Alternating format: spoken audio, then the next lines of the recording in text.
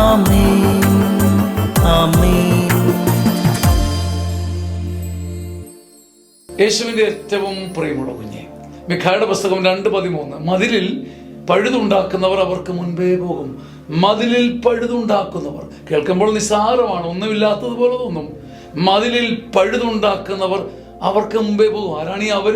ശത്രു, തടഞ്ഞവർ. മതി ഇതിലെ എന്ന് പറഞ്ഞവരാണ് മതിൽ. മതി ഇതിലെ എന്ന് പറഞ്ഞ് മതിലുണ്ടാക്കിയവർ, മനസ്സടച്ചവർ, അതിൽ പഴുതുണ്ടാക്കുന്നവർ അവർക്ക് മുമ്പേ പോകും. നമുക്ക് മുമ്പിൽ മതിൽ കെട്ടി മതി ഇതിലെ മനസ്സടച്ച് നിൽക്കുന്നവരുടെ മനസ്സിൽ പഴുതുണ്ടാക്കാൻ തക്കവിധം കരുത്ത് നമുക്ക് കിട്ടുമ്പോൾ മതിലുകൾ മാറും, കവാടം തകർത്ത് നാം മുമ്പേ പോകും.